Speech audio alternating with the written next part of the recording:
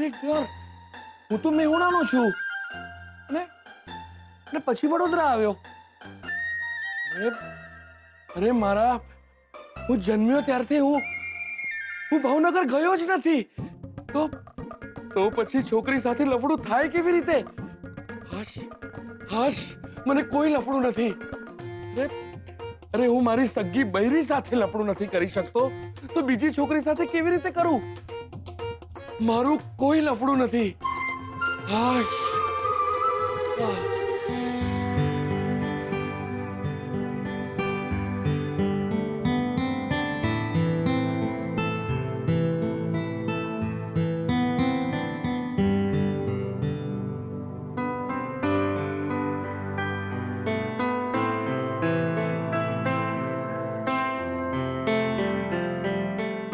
મમ્મા, શું છે આ બધું?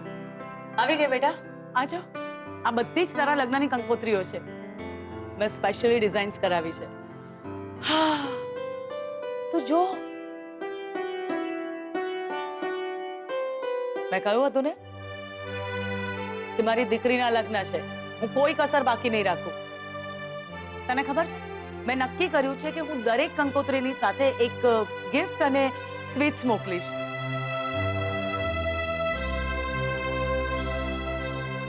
મમ્મા, ખુશ? હા, બહુ જ ખુશ છું. શ્રુતિ, તને ખબર છે, હું તને આ જ ઘરમાં લઈને આવી હતી પહેલી વાર.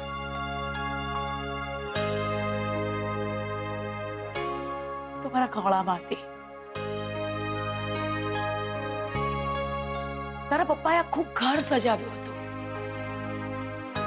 અને એટલા બધા ખુશ હતા કે બધાને ફોન કરીને કહેતા હતા કે મારા ઘરે દીકરી આવી છે, મારા ઘરે દીકરી આવી છે. ને આજે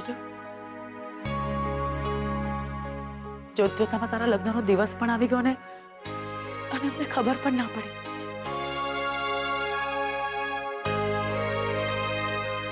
ઓકે, ચાલ, હવે આ કંકોત્રીઓ જોઈ લે અને તું જે સિલેક્ટ કરીશ ને એ જ ફાઇનલ થશે. એટલે હવે તું મને કે તારે કઈ કંકોત્રી ગમી છે?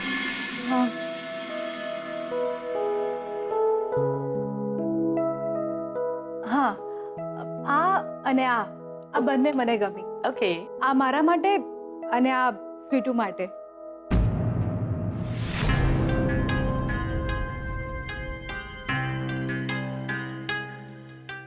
શ્રુતિ, એ છોકરીની કંકોત્રી તો ડિવોર્સ પછી. મમ્મા, જો શ્રુતિ, હવે હું તમારા બંનેના લગ્ન એક સાથે કરાવવાની ના નથી પાડતી ને. ઠીક છે, મેં તારી વાત માની ને.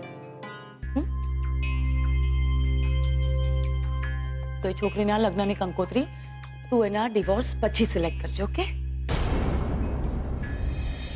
જો એક મિનિટ શ્રુતિ, હું તમારા બંનેના લગ્ન એક સાથે કરાવવા માટે તૈયાર છું, પણ પહેલા તું શોધ તો ખરી કે એનો પતિ કોણ છે, એને છૂટાછેડા ક્યારે આપવાનો છે. બાકી મને બધી વાત મંજૂર છે.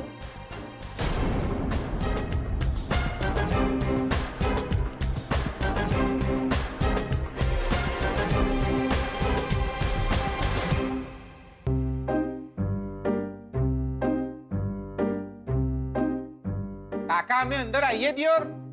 Come in. લા કાકા, લા દોર વખતનું છે. આવડી મોટી ઓફિસ ખોલી છે પણ અંદર સૂતા જ હોય છે. ઓ કાકા દિયોર.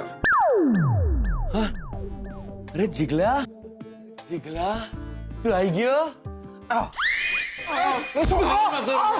મારું કોઈ છોકરી સાથે લફડું છે.